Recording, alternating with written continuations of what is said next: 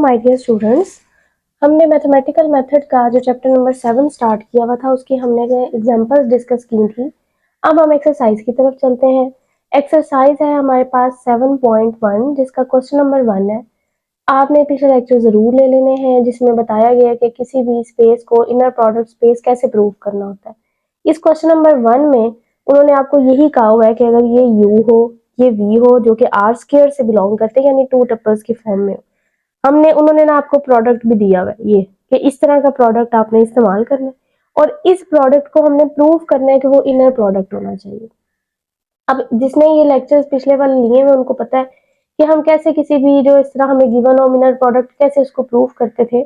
उसकी हमारे पास कंडीशंस होती है 3, जिनमें से पहली कंडीशन क्या होती है, we have to show that कि u के साथ ही अगर हम इनर प्रोडक्ट लें तो वो ग्रेटर देन इक्वल टू, यानी u का किसी उस वेक्टर का उसके अपने साथ इनर प्रोडक्ट लें तो वो हमेशा ग्रेटर देन इक्वल टू क्या आता है, 0 आता है। अब यहाँ आपने इसका इस्तेमाल करना है क्योंकि इसी को प्रूव करने के ये इनर प्रोडक्ट है।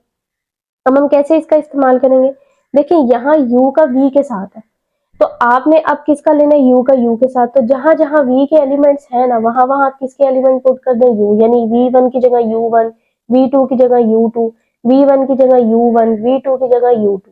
v को हमने क्योंकि अब u का u के साथ ही ले रहे हैं तो यहाँ देखें u1 कितना हो जाएगा, u1 ये, फिर 2u1 u2, ये 2u2 और u1, 5u2 और u2। अब ये u1 कितना हो गया, u1 का स्क्वायर। ये u1 u2 ऐसे ही रहने दें, इसको भी हम लिख सकते हैं u1 u2 क्योंकि ये नंबर जस्ट मल्टीप्लाई हो रहे हैं।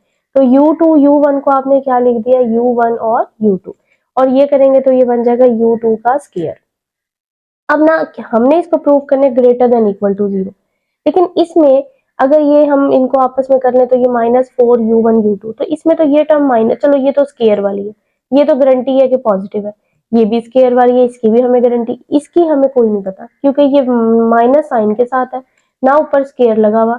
इसका हमें डाउट है कि ये वाली जो चीज है ना, ये इसकी वजह से हो सकता है कि ये सारी चीज ग्रेटर देन इक्वल टू 0 ना हो, लेस देन 0 भी आ जाए। और हमने तो प्रूव करना है कि ग्रेटर देन इक्वल टू 0 आए, तो हम इस तरह का जब इस तरह का कोई केस आ जाए ना कि नेगेटिव साइन के साथ हो तो हम ना कंप्लीट स्क्वायर कंप्लीट करने की कोशिश करते हैं। स्क्वायर कंप्लीट करने से ये होता है कि वो सारी टर्म अगर स्क्वायर के अंदर आ जाती है और कोई नेगेटिव वैल्यू नहीं रहती तो हम कहते हैं ये ग्रेटर देन इक्वल टू 0 है। अब स्क्वायर कंप्लीट करने के लिए हमें किस चीज की कमी है, ये a का स्क्वायर है, ये माइनस आपके पास 2ab बन जाएगा, प्लस b स्क्वायर की कमी है। मैं इसको किस तरह करके लिख देती हूँ, ये 5u2 का स्क्वायर है ना, इस 5u2 के स्क्वायर को लिख सकते हैं 4u2 का स्क्वायर और प्लस u2 का स्क्वायर, क्योंकि 4 + 1 क्या हो जाएगा, 5 हो जाएगा। लेकिन इससे मेरा ये काम हो गया, देखिए a का स्क्वायर, b का स्क्वायर और -2ab, ये क्योंकि हम 4 को लिख सकते हैं ना 2u का स्क्वायर, तो यहाँ आप देख लें a का स्क्वायर प्लस b का स्क्वायर और -2ab, तो ये तो फॉर्मूला बन जाता है u1 -2u2 होल का स्क्वायर। आप बेशक इसको खोल के देख लें, ये वही ऊपर वाली चीज बनती है। ये u1 का स्क्वायर -2u2 का स्क्वायर लेंगे तो बनेगा 4u2 का स्क्वायर, फिर -2ab, तो ये -2ab का मतलब है 4u1 और u2, यानी इसका हमने स्क्वायर कंप्लीट करके ये होल का स्क्वायर बना लिया। बाकी जो u2 का स्क्वायर है वो वैसे का वैसे। अब देखें गारंटी है, ये सारी टर्म भी स्क्वायर में, ये टर्म भी स्क्वायर में पॉजिटिव है, तो ये चीज 100% ग्रेटर देन इक्वल टू क्या होगी, 0 होगी।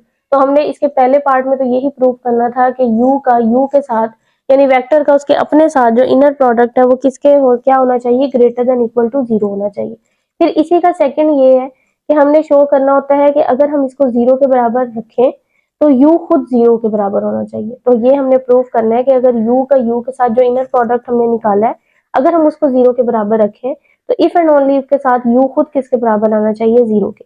हम ऐसा करते हैं, इस इनर प्रोडक्ट को 0 के बराबर रखते हैं, तो वो ये आपने निकाला हुआ ऊपर हमने रखा, ये देखें 0 के बराबर। अब यहाँ ये है कि ये भी अलग फिर 0 के बराबर होगी, ये भी अलग 0 के बराबर होगी, और अगर ये विद स्क्वायर 0 के बराबर है तो स्क्वायर के बगैर भी किसके बराबर होगी, 0 के, ये भी 0 के। अब देखिए u2 0 आ गया, आप इस u2 की जगह यहाँ 0 पुट करें तो u1 भी किसके बराबर आ जाएगा, 0।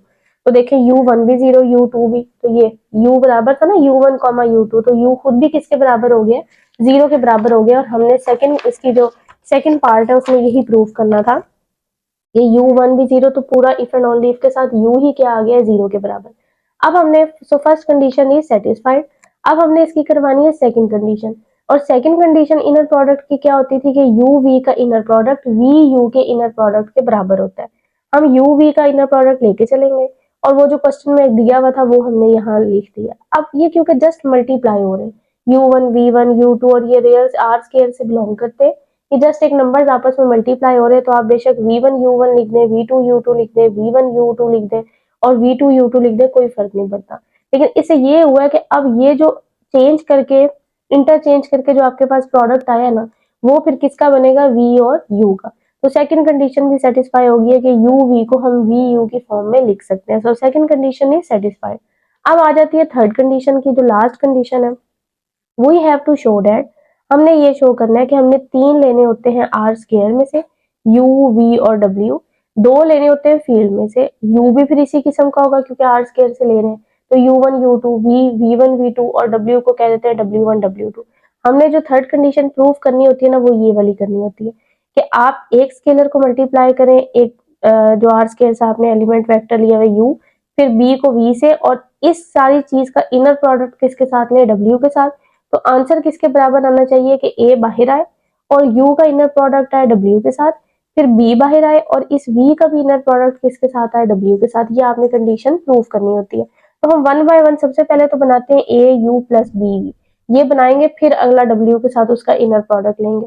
तो ये सिंपल है, u वाले एलिमेंट्स को आपने a से मल्टीप्लाई करना है, तो a u1 a u2, v वालों को करना है b के साथ, तो b v1 b v2, इनको ऐड करेंगे तो कैसे होगा, पहला एलिमेंट पहले में, तो a u1 plus b v1 a u2 plus b v2, ये आपके पास बन गया a u plus b v, और w आपने पहले लिखा हुआ w1 w2। अब इसका ये जो आपने लिखा हुआ है, इन दोनों का आपने क्या लेना है, इनर प्रोडक्ट। इस कंडी ये जो आपने प्रूव करना है ना, लेफ्ट हैंड साइड बना रहे हैं, तो इसमें इस वाली चीज का आपने w के साथ क्या लेना था, इनर प्रोडक्ट।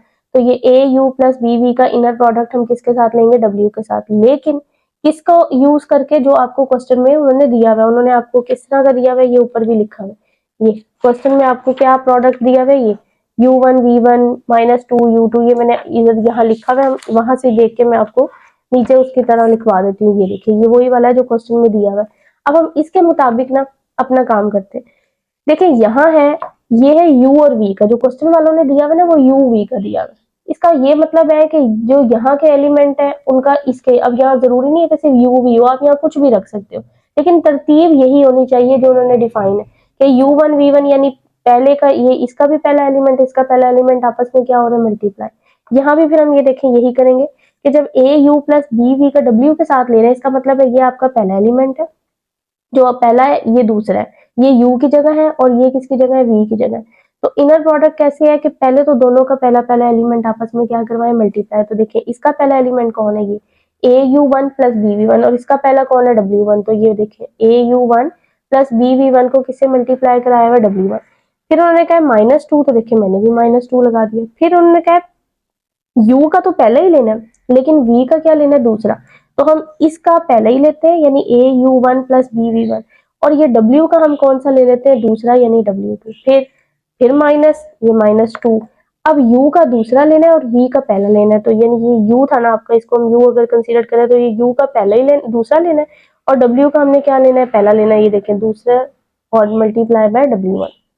फिर लास्ट में +5, u2 और v2 यानी दोनों का ही दूसरा लेना है, तो ये इसका भी दूसरा लिया और ये w2 का भी दूसरा। यानी सिर्फ क्या करना होता है, जो उन्होंने आपको दिया हुआ है ना, उसका इस्तेमाल करके आपने इनर प्रोडक्ट बना लेना होता है। अब आपने जो इसकी राइट हैंड साइड प्रूव करनी है, उसमें क्या है, a कॉमन आया हुआ है और b कॉमन आया हुआ है। तो हम इस तरह करते हैं कि पहले तो अंदर सिंपल मल्टीप्लाई करवा देते हैं, ये 2 को मल्टीप्लाई करवा देना है आपने, -2 को, ये 5 को, ये अंदर मल्टीप्लाई। फिर जिस टर्म में से a कॉमन आता है ना, आप कॉमन ले लें। यहाँ देखें, अब यहाँ इन्होंने डायरेक्ट किया हुआ है, कॉमन भी लिया हुआ है और मल्टीप्लाई भी कराया हुआ है। अगर हम यहाँ से a कॉमन लेते हैं तो ये टर्म अंदर क्या बचेगी, u1 w1, यानी साथ ही मल्टीप्लाई भी करवा रहे हैं, a कॉमन भी ले रहे हैं। आप बेशक एक स्टेप का इजाफा कर दें, पहले मल्टीप्लाई कर लें फिर कॉमन ले लें। तो जब a कॉमन लेंगे अंदर बचेगा u1 w1। जब यहाँ से a कॉमन लेंगे तो बचेगा -2 u1 w2, 2 को भी और ये w2, तो ये देखिए -2 u1 w2। जब इधर से कॉमन लेंगे तो -2 u2 w1। जब इधर से कॉमन लेंगे तो +5 u2 और w2। इसी तरह सेम आपने b वाली जब ली तो ये आ गया। अब से गौर करें तो जो अंदर आपके पास कॉमन लेने के बाद चीज बन रही है ना, ये वही प्रोडक्ट बन रहा है जो क्वेश्चन वालों ने आपको डिफाइन करके दिया है, बिल्कुल सेम वही प्रोडक्ट बन रहा है। सिर्फ क्या फर्क है कि वो यू और वी का है, लेकिन यहाँ क्या है यू और डब्ल्यू का। यू किसका एलिमेंट था, ये यू वन यू टू किसके एलिमेंट है, यू के, और डब्ल्यू वन डब्ल्यू टू किसके एलिमेंट है, कैपिटल डब्ल्यू के। इसका मतलब है कि ये अब इनर प्रोडक्ट किसका बन गया, यू डब्ल्यू का, और ये किसका इनर प्रोडक्ट बन गया, वी डब्ल्यू का। तो देखिए आपने ये नहीं प्रूव करना था ये ऊपर वाला कि ए बाहर आ जाए इनर प्रोडक्ट बने यू डब्ल्यू का, बी बाहर आ जाए इनर प्रोडक्ट बने वी डब्ल्यू का। तो इसका थर्ड कंडीशन भी क्या हो गई है, satisfied. So third condition is satisfied. So U we is an inner product space. तीनों कंडीशन सेटिस्फाई हो गई है, इसका मतलब है ये वाकई कौन सी स्पेस है, इनर प्रोडक्ट स्पेस है। अब इसी क्वेश्चन का जो सेकंड पार्ट है ना, उसमें उन्होंने कहा है फॉर व्हाट वैल्यू ऑफ के, कि के की ऐसी क्या वैल्यू हम रखें कि ये इनर प्रोडक्ट स्पेस हो, यानी यही वाली जो चीज है ना, ये के की कौन सी ऐसी वैल्यू निकलेगी, या हम कौन सी ऐसी वैल्यू यहाँ पुट करेंगे कि ये जो आपके पास प्रोडक्ट है ये क्या हो जाए, इनर प्रोडक्ट स्पेस हो जाए। अब यहाँ है since it is given that कि u we is an inner product. अब उन्होंने कहा है कि ये आपके पास इनर प्रोडक्ट है, ठीक है, देखिए ना, फॉर व्हाट वैल्यू ऑफ के is an inner product space, यानी वो आपसे ना इनर प्रोडक्ट वो है। अब वो आपसे वो ऐसी के की वैल्यू पूछ रहे जिसकी वजह से ये इनर प्रोडक्ट हो रहा है। जरा सिर्फ क्वेश्चन को समझे कि ये इनर प्रोडक्ट तो है, उन्होंने कहा है कि अब ऐसी कौन सी के की वैल्यू होगी जिसकी वजह से ये इनर प्रोडक्ट है। हमने ना वो के की वैल्यू फाइंड करके देनी है। तो अगर ये गिवन है कि ये इनर प्रोडक्ट है तो हम इनर प्रोडक्ट की कोई भी कंडीशन इस्तेमाल कर सकते हैं। तो हम ये वाली भी तो कंडीशन इस्तेमाल कर सकते हैं कि u को u के साथ इनर प्रोडक्ट है तो वो ग्रेटर देन इक्वल टू 0 होता है, क्योंकि ये इनर प्रोडक्ट की पहली कंडीशन है।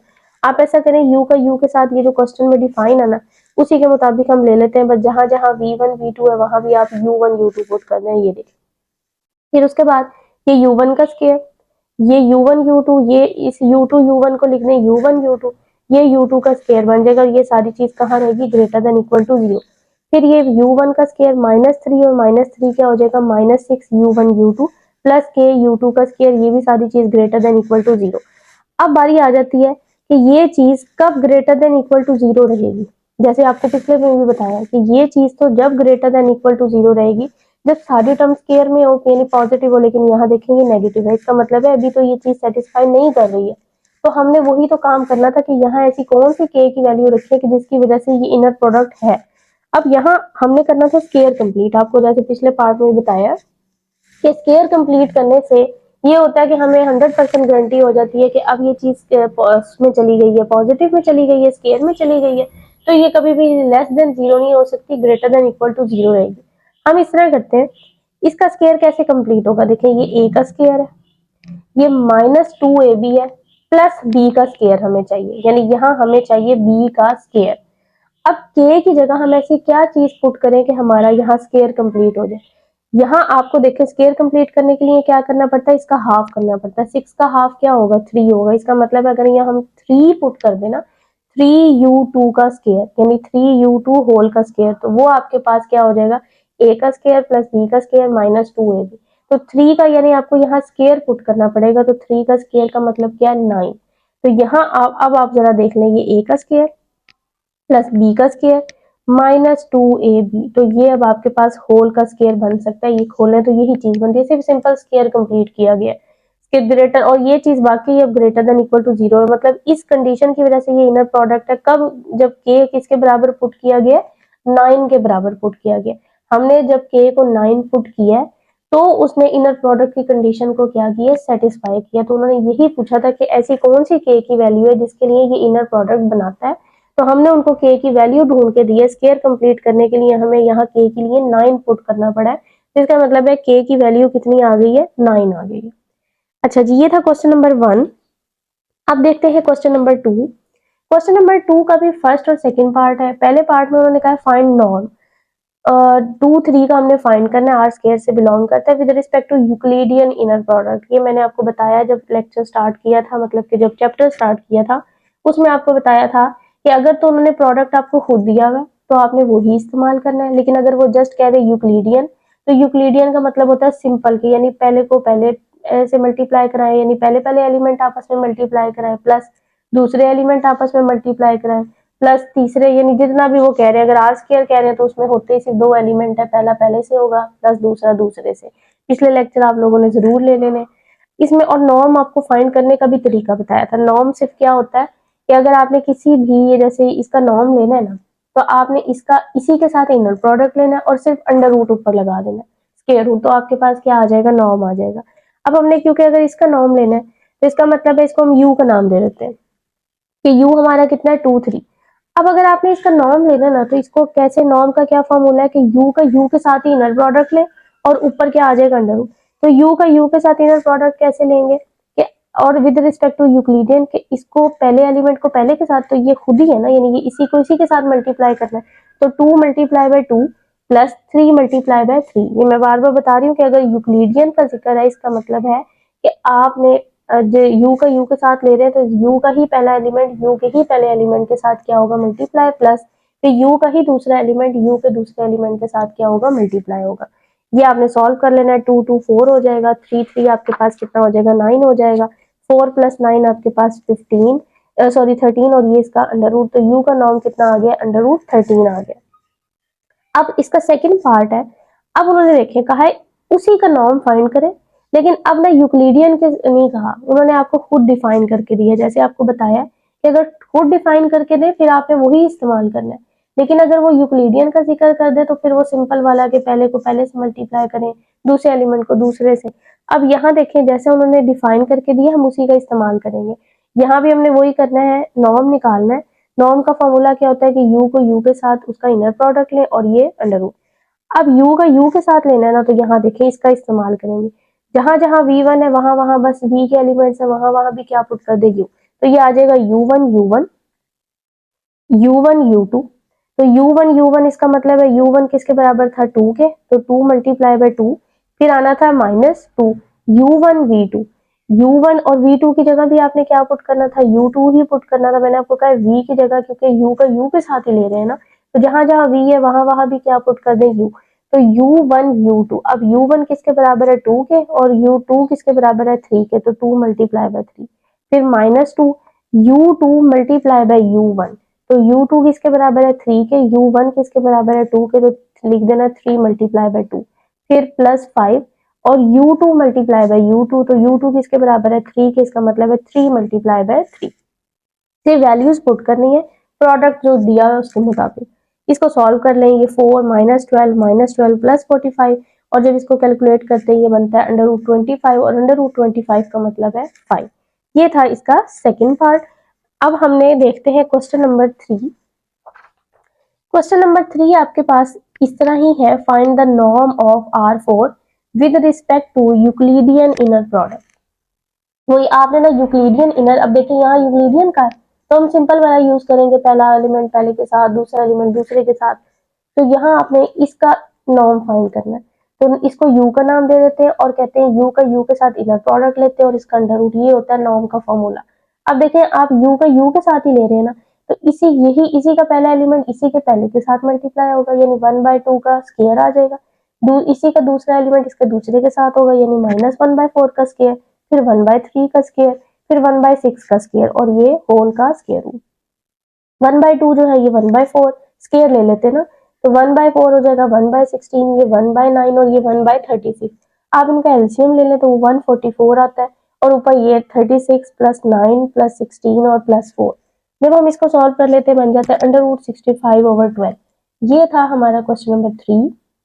आप इसको जितने क्वेश्चन आज हमने किए हैं आप इनको अच्छे तरीके से पढ़ें। किसी को कोई चीज ना समझ आए तो वो पूछ लें, इंशाल्लाह ताला अगले लेक्चर में हम इसके कुछ अगले क्वेश्चन डिस्कस करेंगे। अल्लाह हाफिज।